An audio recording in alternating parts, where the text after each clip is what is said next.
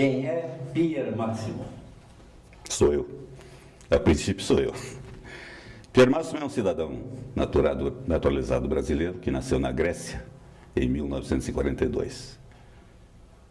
Pelo fato da Grécia adotar o regime de ius sanguinis, apesar dos meus pais serem italianos, eu era grego, cidadão grego. Aliás, cidadão italiano. Meu pai e minha mãe vieram para o Brasil, chegando aqui em 45, meu pai era diplomata. Percorremos algumas capitais, meu pai participou da reabertura da Embaixada Italiana e de vários consulados. Andamos em Florianópolis, Porto Alegre, Curitiba. Depois saímos de Curitiba, voltamos novamente a Curitiba e aqui meu pai se fixou, foi inclusive onde ele faleceu. Estudei o meu curso primário daquela época em Florianópolis. Em 51 eu vim para Curitiba, para o Internato Paranaense. Aprontei um pouco, até ir parar no Colégio Novo Ateneu, onde eu fiz todo o meu ginásio, meu clássico, e fiz o curso de Direito na Faculdade de Direito de Curitiba. Nesse meio tempo, várias participações como estudante em política estudantil secundária, com companheiros que galgaram postos importantes, como, por exemplo, Enéas Faria, José Richa, e sempre ligado à comunicação. Entrei no rádio praticamente pela mão dos próprios companheiros que um dia me levaram na Rádio Ouro Verde, onde eu fiz um teste e acabei ficando lá 2 ou 3 meses, com as bênçãos do nosso amigo Didi Bétega. Quando foi, na época que eu fui para a Rádio Ouro Verde, abriu-se em Curitiba uma rádio diferente, chamada Rádio Cruzeiro do Sul, que funcionava nos moldes da Eldorado de São Paulo. Música, notícia e hora certa. Do Samuel Silveira, né? Samuel Silveira, exatamente. Naquela época, os locutores da Rádio Cruzeiro do Sul eram selecionados a dedo, a começar pelo fato de que todos tinham que ser universitários. Eu posso lembrar alguns nomes, como o João José de Arruda Neto, o JJ, que tinha o apelido de polaco, Vitor Miroslav, Adeusão Alves, que hoje está no Rio de Janeiro como disc jockey da Rádio Globo, se eu não me engano. Uma belíssima locução. Belíssima locução. Vambier, Enéas Faria, Antônio Luiz de Freitas, que hoje é diretor da Master Propaganda. Gerson Paes. Gerson Paes, era o rádio repórter Renner. Gerson Paes, exatamente. E eu entrei nesse grupo. Eu acho que foi o último que entrei com essas exigências, digamos assim, tinha que saber ler o nome do autor, não podia dizer Gershwin, era Gershwin, né? Até hoje, no rádio a gente ouve muito disso, né? As composições de Bernstein são ditas Bernstein. Aí do rádio, eu fiquei um bom tempo na Rádio Cruzeiro do Sul, criei uma grande amizade com o diretor comercial da Rádio Cruzeiro do Sul, chamado Roberto Peixoto de Souza, que virou um irmão. Que também marcou época na área. Marcou época na área, foi seguramente um dos melhores diretores comerciais de veículos de comunicação que o Paraná já conheceu. E ele disputava com toda sinceridade, sem medo de errar, com aquele que eu considero que foi o melhor de todos, apesar de ser o mais desregrado de todos, que foi o José Felipe Engler, diretor comercial da TV Paraná Canal 6, da Rede Tupi. Tinha um modus operandi todo especial. O Felipe gostava da noite, chegava no escritório às 4 da tarde e apresentava resultados de faturamento que ninguém conseguia, só ele sabia fazer isso. Quando foi inaugurado em Curitiba a Rádio Independência e veio para dirigi-la um dos maiores diretores de rádio que eu conheci na minha vida, Jair Brito, eu fui convidado para ir para a Rádio Independência, que era do Jorge Maia. Me transferi para a Rádio Independência, fiquei alguns anos lá. Nesse meio tempo, começou-se a se criar a vontade de ter uma agência de publicidade entre o Enéas Faria, o Baiar Osna e eu. Na realidade, eles tinham uma agência. Com o Caluf, né? O Caluf teve uma passagem por lá, exatamente, mas o Caluf já estava fora, né? E eu fui para a agência porque eu sempre fui muito chato, muito organizado, muito metódico. Concordo. Obrigado, eu vou levar isso como elogio. E aí eu fui para lá para organizar, porque tanto o Baiar, que era um talento comercial, quanto a Enéas eram muito dispersivos. Fui lá para organizar, etc. e tal. E quando eu perguntei, escute, onde é que está o contrato social? Disse, não tem. Como? Não, não tem contrato social. Mas escute, então faça, Pierre. Eu já era estudante de direito e tal. E eu fiz um contrato social. Eu redigi.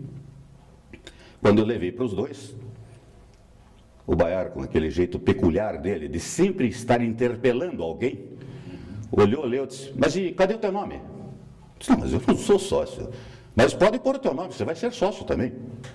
Tudo bem. Quais são os percentuais? Tudo igual. Tudo bem, muito obrigado. E aí nós começamos, evidentemente, a trabalhar. E a Propar Publicidade foi uma das agências mais atuantes daquela época. Nós disputávamos muito o mercado com uma grande agência de São Paulo, que era a SJ de Mello, com a Equipe Propaganda, que era talvez a maior agência daqui na época, do Norberto Castilho, com Associados Propaganda, do Arnaldo Del Monte. E a gente realmente disputava. Nesse meio tempo, o Enéas já tinha deixado locução de rádio, se tornou garoto propaganda, e eu acabei seguindo o mesmo caminho pela vontade de ir para a televisão. E a primeira aparição que eu tive na televisão foi na TV Paraná, Canal 6. Foi uma ponta que me convidaram para fazer num teleteatro. Convite de Simval Martins. Eu fui lá, entrei mudo e saí quase mudo. E nunca mais.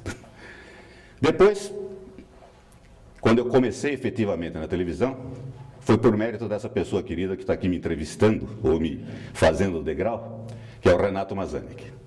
O Renato me convidou para apresentar no Canal 12 o Super Sorteio Aerontex. Era um sorteio semanal, onde a Aerontex, naquela época uma empresa muito grande, muito forte, uma empresa nacional, do Heron Alves, premiava mediante o sorteio de uma carta que era encaminhada. Eu fui. Foi tudo bem.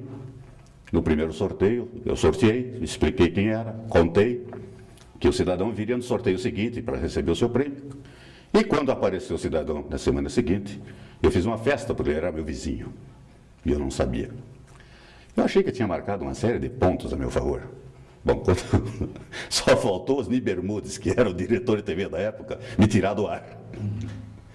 E eu fiquei encucado. Aí fui falar com o Renato também me deu uma bronca daquelas. Você está ficando louco? Isso aqui é um sorteio sério. Tudo que você fez, o abraço que você deu no cidadão, tudo isso, soa chuncho. E eu fui obrigado a concordar. Realmente. Até hoje me penitencio, sabe, Renato?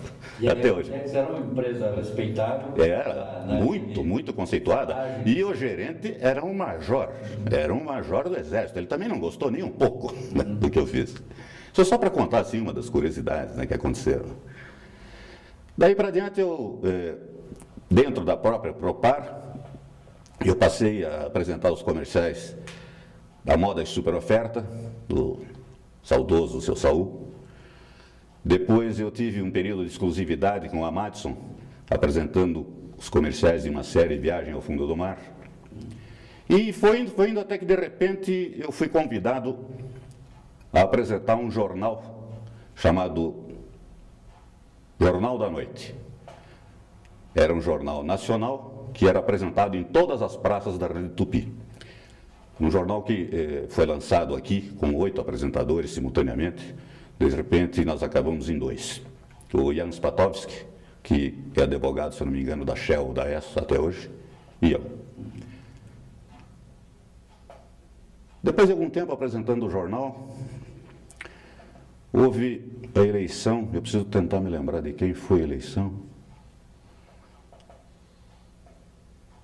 Eu acho que foi a eleição. Túlio Vargas foi candidato a senador.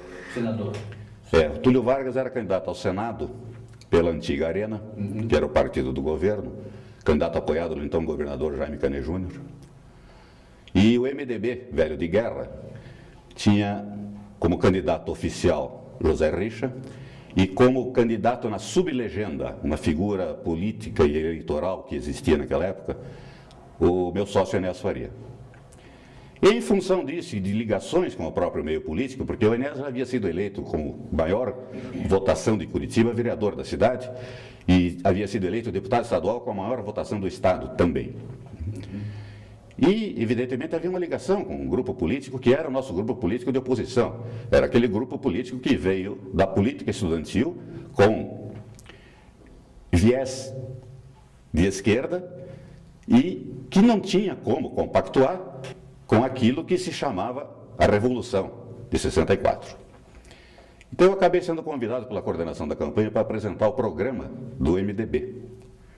Esse programa era apresentado ao vivo, uma noite num canal, outra noite no outro. Então, a gente tinha que correr todas as noites, preparar o programa, tinha uma hora de duração e tal. Me licenciei da função de noticiarista do Canal 6 para apresentar o programa. Aí houveram algumas passagens muito interessantes. Houve o fechamento do Congresso em Brasília. E naquela noite, coincidentemente, aqui nós recebemos 3 deputados federais. O Fernando Gama, o Wilson Chedi, que eram do Paraná, e o Paulo Macarini, de Santa Catarina. E eu abri o programa dizendo que naquela noite nós íamos saber a verdade sobre todos os acontecimentos de Brasília, como é que tinha sido o fechamento do nosso Congresso, este abuso, esse autoritarismo, enfim, aquele verbo natural dentro de um espírito de campanha política. De repente, poft, a televisão saiu do ar, ficou todo mundo no escuro e todo mundo com medo. Ninguém sabia o que poderia estar esperando lá fora. Numa época em que eu saía tranquilamente da televisão, que era, isso aconteceu no Canal 6, que era na José Loureiro, e andava 8 quadras até o Teatro Guaíra e morava ao lado do Teatro Guaíra a pé. Isso era comum a gente fazer em Curitiba, né? Acabado o período eleitoral, onde, pelo fato de existir a sublegenda, a soma dos votos de José Richa e Enéas Faria superou o número de votos obtidos pelo candidato da situação, eu tentei voltar para a televisão, mas aí já me disseram, Carlos Guilherme Ador, diretor da TV Paraná Canal 6, me disse, Pia, não dá, você está marcado, está carimbado na testa, MDB. Se você quiser ser locutor de cabine, eu evidentemente agradeci e tirei o time. Nunca mais voltei para a televisão. Mais ou menos essa é a história que eu tenho, digamos, para contar dentro dessa área de mídia eletrônica. Dentro de política estudantil, eu fui líder estudantil realmente, fui diretor da UPES muitos anos, ocupando um cargo importantíssimo naquela época, que era a diretoria de padronização, que correspondia à distribuição das carteirinhas estudantis. Aquela carteira cobiçada que dava 50% de desconto em todos os cinemas. Tive a oportunidade de negociar muito com o presidente do sindicato das exibidoras de filmes, uma figura ímpar que eu nunca vou esquecer, chamada Ismael Macedo, uma pessoa querida, gentleman. Estávamos em lados opostos, mas sempre norteados pela elegância que ele colocava no diálogo e na discussão. Depois eu fui fundador e vice-presidente da UCES, da União Curitibana dos Estudantes Secundários, fui presidente em exercício da UCES, cheguei a decretar uma greve de estudantes em Curitiba. É interessante que eu, como presidente em exercício da UCES, eu tive que comunicar ao presidente da Associação das Escolas Particulares que nós iríamos entrar em greve. E o presidente era o diretor do meu colégio, do Colégio Novo Ateneu, onde eu estudava. E eu tive que contar ao Dalton Viana, disse, olha, nós vamos entrar em greve. Vai fazer bobagem e tal. Não, está tudo bem, tudo certo. E o DOPS era a Delegacia de Ordem Política e Social, que cuidava, né, desses movimentos e tal. Não, o DOPS está tudo certo. Nós já conversamos com o delegado. Agora me sacou o nome do delegado. Também uma pessoa, Vilela, Almir Vilela. Uma pessoa fora de série, um gentleman. Eu até ousaria dizer, até hoje não entendi como é que ele era polícia. Que não tinha um perfil. Fui presidente do Cenáculo Rui Barbosa, que era o Grêmio Estudantil do Colégio Novo Ateneu. Quando entrei na faculdade, no primeiro ano, fui candidato à vice-presidência do Diretório Acadêmico Lotário Portugal. Recebi um recado que se ganhasse não levaria. Não levei. Por quê? É porque havia um passado, né, que os homens de 64 não me apreciavam muito naquela época. Mas daquela eleição eu tenho um orgulho. Era quintoanista do nosso curso de Direito, exatamente quem? Dalton de Oliveira Viana. E eu tive o voto dele no 5º ano. Isso me deixou muito orgulhoso, porque demonstra que a gente sabia conviver com as diferenças, sem criar inimizades, sem criar rancores. É porque a época era diferente. E eles vinham também, tanto o Dalton quanto o irmão, acompanhando o que o pai foi. Exatamente, o velho Milton Viana. Exato, um belo advogado, exatamente. Fundador, junto com o pai dele, do Colégio Novo Ateneu, aliás, da Associação de Ensino Novo Ateneu, exatamente, Associação de Ensino Novo Ateneu. E tinha também os tios dele lá, Valteno. O Valteno era ótimo. Então, eles ajudavam a formar o cidadão. É verdade. Havia um cuidado no Novo Ateneu, realmente havia um cuidado de... Bom, digamos que paralelamente a isso, um dia, um sábado de manhã, estávamos o Cenés, Baiar e eu, na agência, e eles tiveram uma discussão entre si, um entrevero. Eram cunhados, tiveram um entrevero e tal, nós saímos, e o Enéas passou a tarde comigo, conversando, e nós chegamos à conclusão que, em função de algumas situações que havia com o Baiar era muito explosivo, muito intransigente e era muito dispersivo também, apesar de ser meio gênio. Na segunda-feira a gente conversaria com ele para comprar a parte dele. Tudo bem. Segunda-feira, quando eu cheguei às 9 horas, minha sala estava fechada. Estavam os dois lá me dizendo que eu estava fora da sociedade. É uma questão familiar, eu respeitei, né? Acatei. Disse, bom, agora eu preciso ver para onde é que eu vou, né? E naquela época nós tínhamos na Propar 2 clientes sensacionais, 3 na verdade. Um era o seu Ari Posse da Fonseca, das lojas Udersfield, Casas Udersfield. O outro era o Fredolin Modro, Buchley Lepper. E o terceiro era um que se tornou meu irmão, Henrique Kushner, dono de uma loja de confecção masculina chamada Elite. Quando o Henrique soube, disse, não tem problema, Pedro, tem uma sobreloja aqui. Você vem para cá, tem uma escrivaninha, uma máquina de escrever, um telefone, você fica aqui. E assim nasceu a PMN Publicidade, que, um excesso de criatividade, significa Pier Máximo Nota Publicidade. Coincidentemente, no mesmo dia que nasceu minha filha, 20 de janeiro.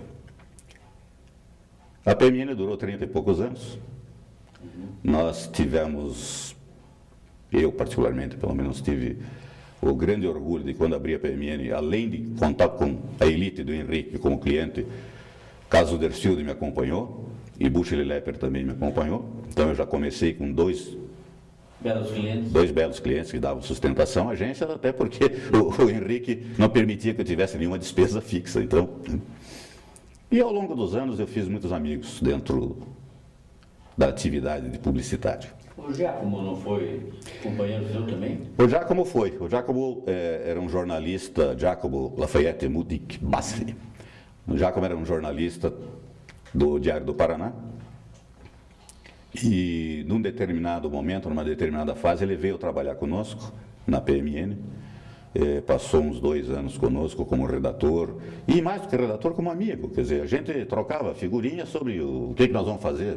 Não é simplesmente o relacionamento que existe hoje em agência, que é muito frio, é muito distante, é muito estanque. Porque entre um computador e outro tem um biombo. Então fica tudo muito separadinho, sabe? Parece umas gaiolinhas, né?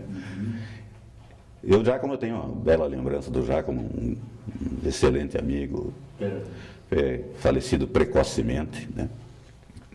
Nesse período de agência, eu também participei de sindicatos, agências de propaganda do Paraná. E por mais de uma vez fui convidado a ser presidente e declinei sempre. Me fixei sempre como presidente da comissão de ética. E é por isso que eu digo, às vezes é difícil, mas naquela época era mais difícil do que hoje, porque havia menos frieza, no entanto havia mais compreensão mútua. O presidente da comissão de ética, ele acaba ficando com ônus, ele sozinho, de cortar na própria carne, de chamar um companheiro dele, de uma outra agência de publicidade, e dizer, olha, esse comercial você vai ter que tirar do ar. Ou então dizer, escute, você pare de dar em cima do cliente do outro. Que era mais comum? Era mais comum. Eu tenho uma passagem dentro do sindicato das agências de propaganda, do Sinapro. Nós tínhamos um cliente, eu não vou declinar o nome por respeito, nós tínhamos um cliente que nos devia, naquela época o João Quiminazo era sócio, foi meu sócio durante 2 anos. E o João disse, Pira, eu não aguento mais esse cidadão, ele não paga e vive pedindo, o João fazia atendimento, e vive pedindo, vive cobrando, vive reclamando e tal. Eu disse, tudo bem, nós vamos dispensá-lo por carta e pronto. E eu sentei na máquina e escrevi uma carta, eu sempre tive muita facilidade para escrever, escrevi uma carta colocando que, tendo em vista uma série de problemas que ele criava, culminados com atraso, falta de pagamento e inadimplência, ele estava dispensado. E que a partir daquele momento nós não atenderíamos mais. Na minha santa inocência, eu fiz cópia da carta para o sindicato das agências de propaganda, no intuito de tentar, de começar a formar um cadastro negativo de anunciantes. De maneira que esse tipo de mal pagador, não circunstancialmente, mas mal pagador contumaz, não fosse aceito para as outras agências. Na semana seguinte tinham 3 agências do sindicato disputando a conta do cidadão. Quer dizer, então fica complicado, fica muito difícil. Né? Aí, com o passar do tempo,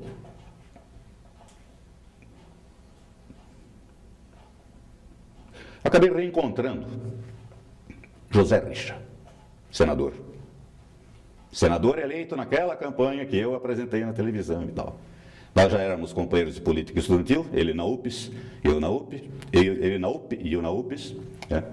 Acabei encontrando e tal, isso foi em começo de 82.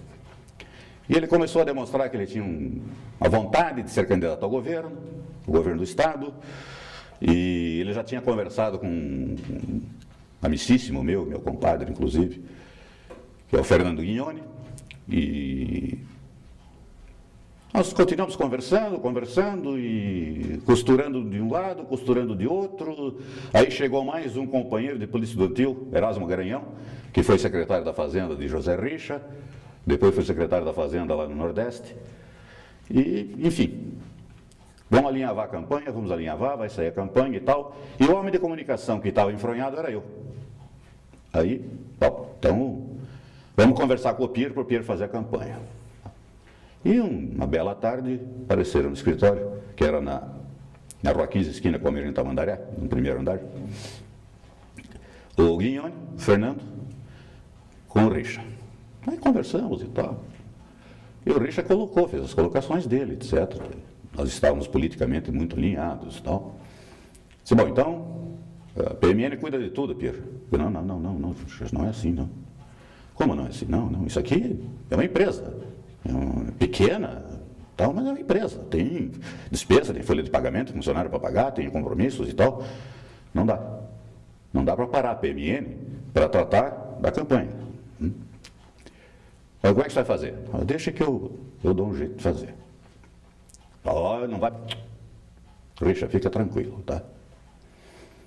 Eu pretendo montar um grupo independente, assim. Bom, tá bom, vamos ver o que dá. Aí na saída, tem uma passagem muito interessante com o Richa, né? Na saída, eu por descargo de consciência, né, e para até mostrar serviço, que eu estava começando a pensar na coisa, né? O Richa me diga uma coisa, você tem alguma preferência de cor? Não, nenhuma. Desde que seja azul. Tudo bem. E a campanha foi toda azul, né? Não existia Tucano naquela época, não existia o PSDB. Ele foi candidato do PMDB, porque houve a fusão do MDB com o PP, que veja como é interessante, de Jaime Canet Júnior, que tinha patrocinado o candidato a senador opositor ao Richa, né? Que era o Túlio Vargas. Homem estreitamente ligado também à comunicação, criador do CIR, Estudo e Laboratório, foi uma das maiores produtoras de áudio e vídeo, né? De áudio e vídeo, principalmente TV de Curitiba, dirigida pelo Percy Tamplin, né? Exatamente. Seu cunhado. Exato. E aí nós fizemos a campanha realmente reunindo um grupo muito unido pela ideia de redemocratização, e fizemos toda a campanha do Richa, que felizmente foi vitoriosa. Depois disso, evidentemente, algumas das contas de governo foram para a PMN, outras foram para membros deste grupo que participaram, né? Não havia, na época, essa exigência de licitação que cria um afastamento entre o pensamento político do governador e o pensamento financeiro de uma agência que tenha sido habilitada na licitação, né? Foram 4 anos que foram bem... O Paraná foi privilegiado, foi bem administrado. A chama da redemocratização norteou muito as ações de governo, direcionadas ao social, sem paternalismos, ao social via desenvolvimento, e não botando a mão na cabeça, né? Para você... Tanto é que o Richa se elegeu senador com uma facilidade extrema, né? E fez o governador Álvaro Dias, que, se não era o candidato impector dele, era o candidato ao partido, e que tão logo soube do resultado da eleição, foi para a televisão declarar que ele não devia nada da sua eleição à eleição do senador, e que eles eram 2 pessoas distintas, coisas da política que a gente aprende. Sim, mas toda essa vivência no meio político deu um crescimento muito grande para você, independente da tua condição profissional, etc. Deu um crescimento mais pessoal, mais pessoal do que...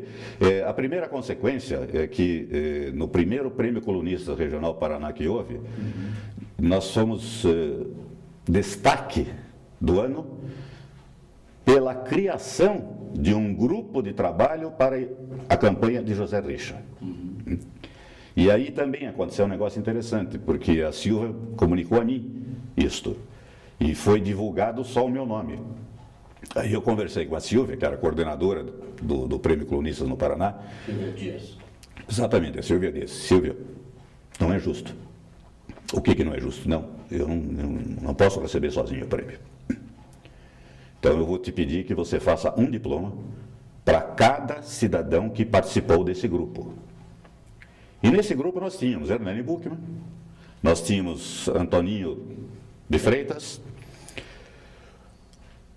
o Bira Menezes, Nésio Pinheiro, e vai por aí. Tinha mais gente, que agora... O Zeno, né? Não, o Zeno não participou. Quem participou foi o Jamil. O Jamil participou. Jamil Snesch, grande criador. Tinha que segurar o Jamil, porque senão ele viajava, né? E o cliente pagava. Grande criador, né? E aí no ano seguinte, aliás, vamos completar. A Silvia atendeu a minha solicitação, entendeu, e eu acho que todos eles ficaram mais ou menos satisfeitos com a sugestão que eu dei, né? Lógico que nesse meio, queira ou não queira, sempre existe uma cimeira. Alguém sempre ficou meio assim, né? Porque na hora de receber o prêmio, quem foi agradecer fui eu, que tinha sido o coordenador. Perfeito. Mas veja, o Fernando Guignoni, que fazia parte do grupo, o Bacila, Bacila Neto, que fazia parte do grupo. Quer dizer, houve uma série de pessoas que não eram só de publicidade e propaganda, gente que fazia parte do staff de inteligência da campanha. Porque, vamos deixar claro, todos os da inteligência trabalharam de graça. Agora, o pessoal que fazia layout, o pessoal que redigia, o pessoal que tinha que pegar no pesado, todos receberam. Todos foram contratados pela campanha. Inclusive, o pessoal que foi fazer programa de televisão, que foi dirigir. Programa de televisão naquela época era muito fácil de fazer, porque havia a lei Falcão. Então não podia dizer nada, era botar o retratinho lá e dizer, vote fulano de tal, vote fulano de tal. Para governador, ele tinha 2 minutos. Quando tinha, acho que não chegava a 2 minutos, a biografia de José Reixa. Foi aí que todo mundo descobriu que José Reixa não era paranaense, era carioca, nascido em São Fidélis. E dentista. Dentista, que isso ninguém mais sabia. Só quem tinha estado na faculdade com ele, né? Só que o time dele, Oscar Alves, né? E tantos outros. Agora eu não me lembro exatamente. Tem um que é cartorário em Curitiba. Enfim. Também dão no livro. E aí no ano seguinte, no Prêmio Colunistas, por uma brincadeira minha, eu acho que já estava baralho marcado, a Silvia me telefonou e disse, Pierre, quem é que você indica para publicitário do ano? Eu disse, você está brincando comigo, né? Não indico ninguém. Por quê? Você acha que eu vou me indicar? Ela deu risada e disse, é bola de cristal? Eu digo, não sei. E realmente, quando saiu o resultado, eu era publicitário do ano. Então, por essas coisas, eu cresci muito profissionalmente, sabe?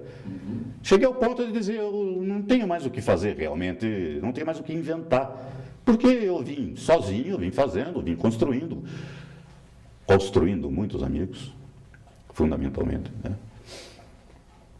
Por exemplo, na minha época de televisão, um dos amigos que eu não posso esquecer é o mentor desse programa aqui, o Luiz Renato Ribas, um empreendedor entusiasmadíssimo de tudo que ele faz. O Luiz Renato é uma pessoa que, se pretender cravar um prego naquela parede, ele vai cravá-lo de uma forma especial, com entusiasmo que ninguém consegue acompanhá-lo. E dentro disso ele é empreendedor, pioneiro. Então ele e Rubens Hoffman criaram uma revista, TV Programas. Por que a revista foi criada? Porque não havia uma programação muito fixa. A programação das emissoras locais não dependia da grade nacional. A programação era muito mais local. Então, e a televisão, evidentemente, era uma novidade. Então, havia um grande interesse da população em conhecer os seus teleatores, que não conhecia, que só tinha ouvido no rádio. De conhecer os apresentadores de notícias, as garotas propaganda, os garotos propaganda. Havia, sabe, uma curiosidade, haviam situações que, não no meu caso, por exemplo, o JJ, ele era galã da televisão, ele não andava 3 quadras da rua sem ser assediado, sem alguém pedir um autógrafo para ele. O Enéas, então, comigo nunca aconteceu, eu só aprontei um para o JJ. Nós estávamos subindo a Carlos de Carvalho, porque ele morava na Carlos de Carvalho, nós estávamos subindo a Carlos de Carvalho, conversando, e eu vi um grupo de meninas, uma meia dúzia, 7 meninas descendo, todas de uniforme. E foi um rebuliço, né? Quando nós estávamos quase nos cruzando, olha o JJ. E eu disse, mas está comigo. Elas não gostaram da minha brincadeira, não gostaram nem um pouco. E o J menos ainda. Sai, me solta. Mas vamos voltar ao Luiz Renato. Então o Luiz Renato e o Rubens descobriram isso, sentiram isso, e a TV Programas chegou a tirar 30 mil exemplares. 30 mil exemplares, a maior. Era uma revista semanal, onde havia um mistério em quem seria a capa, havia uma disputa pela capa. Será que eu vou ser a capa dessa? Será que... Não, acho que não vai ser para mim, não. Vai ser para a Tônia Maria. Né? Não, vai ser para o nosso noticiarista do Malvecimo, Sérgio Luiz. Vai ser para o Sérgio Luiz. Não, é para o Mário Bittencourt. Nada, é o JJ de novo. E tudo isso. Também que a revista era gratuita. Exatamente. Ela vivia exclusivamente de anúncios. Do mercado. De anúncios, não. Tanto a Propar, da época em que eu estava na Propar, quanto a PMN foram agências que sempre programaram a revista. E por trás do empreendedorismo dessa dupla, do Luiz Renato e do Rubens, havia uma competência profissional, uma seriedade profissional do Célio Guimarães. O Célio, a participação do Célio, a qualidade da revista, os critérios que a revista adotava para falar de fulano, de Beltrano, a sutileza como o Célio sabia elogiar alguma coisa e deixar de elogiar outra. O Célio tinha um savoir-faire nisso aí, né? É um belíssimo advogado também hoje em dia. Naquele período da agência, você teve mais clientes grandes também, né? Tive grandes. Nós atendemos uma indústria de móveis muito grande aqui, Móveis Ellen. Nós atendemos o Grupo Industrial Trombini. Nós atendemos, na linha de varejo, nós chegamos a atender o Malucelli da Visconde, que é talvez o anunciante mais polêmico do Paraná, ou de Curitiba, né? O mais polêmico de todos, né? Não, nós tivemos grandes clientes. Nós atendemos Bergerson, né? Atendemos âncora, saudoso Dr. Noel, né? Dr. Noel tem uma passagem muito interessante. Dr. Noel é um empresário muito bem sucedido, etc. E nada acontecia. Vamos recapitular. A âncora comercial era distribuidora Ford em Curitiba. E nada acontecia dentro da âncora que não passasse por ele. Principalmente anúncio, publicação, comunicação. E todas as vezes que a gente levava um anúncio de um determinado tamanho, o Dr. Noel olhava e dizia, tá bom, nós vamos reduzir uma coluna. Então, o anúncio que tinha que ter 3 colunas ficava com 2. O anúncio que levava com 4 ficava com 3. E um dia, eu não sei por que cargas d'água, eu não estava mais gostando daquilo, ele reduziu o anúncio e disse, doutor Noel, eu descobri como é que eu vou fazer agora. O que você descobriu? Não, eu vou trazer sempre anúncio de página inteira, que assim o senhor manda reduzir, ele fica no tamanho adequado. Ele ficou bravo. Ele ficou tão bravo que ele me perguntou, o que você tem na vida, Pierre? Você não tem nada, por quê? Eu falei, mas eu sou milionário. Eu entendo muito mais do que você disso aí. Perfeitamente, né? Fazer o quê? Nem tudo é um mar de rosas. E nem tudo é deglutível. Mas, quando a gente precisa do faturamento, né? E como é que você qualificaria aquele período de rádio, televisão e agência em relação aos dias de hoje? Muito diferente. É um período, pode se resumir numa palavra. Primeiro, é um período romântico, onde se trabalha por prazer. Lógico que atrás da recompensa financeira.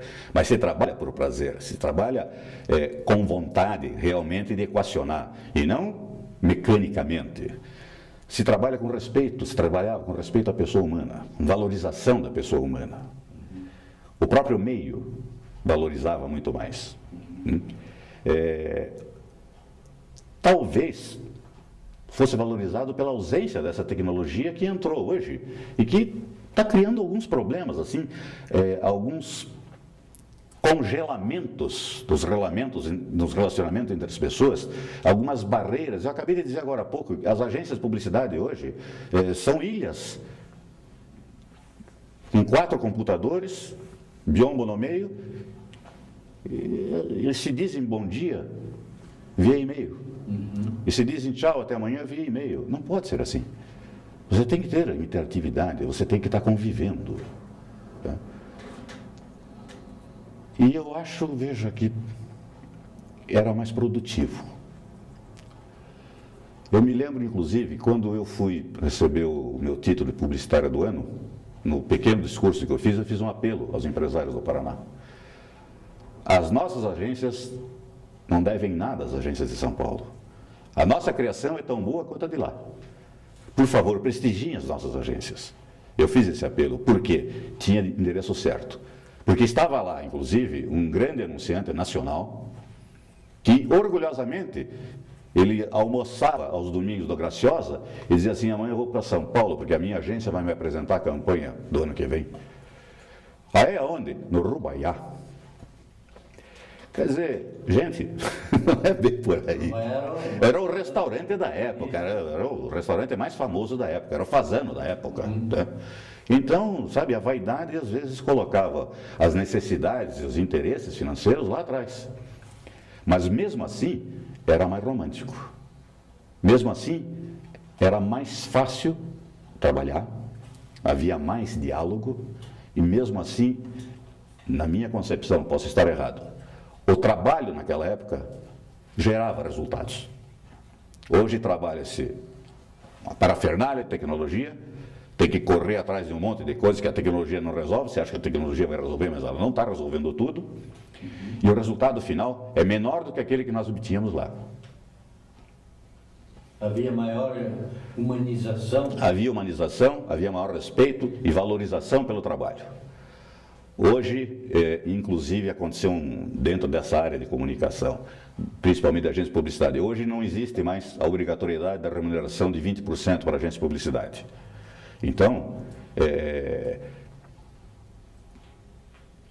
a agência é aviltada. Por quê? Porque o cliente acaba tendo um parente que saiu lá da faculdade de comunicação, não sei do quê.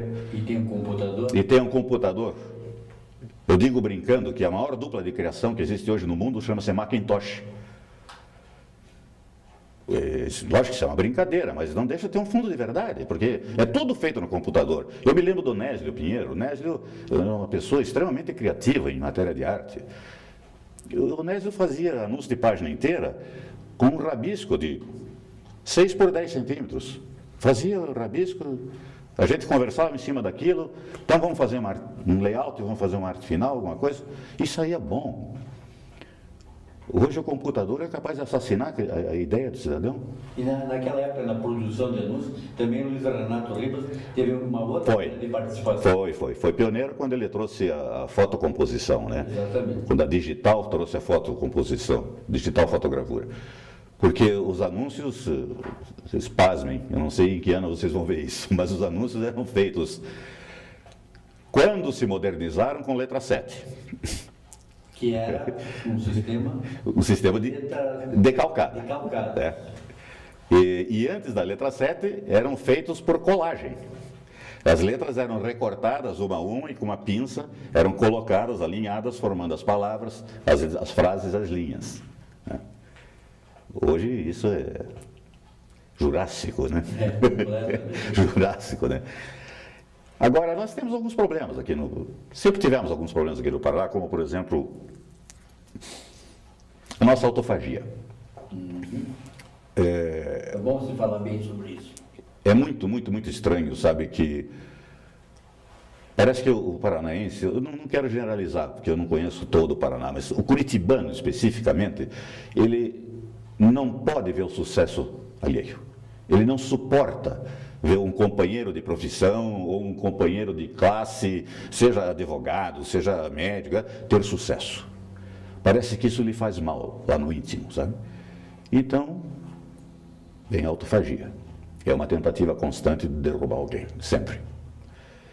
No nosso meio, isso existiu.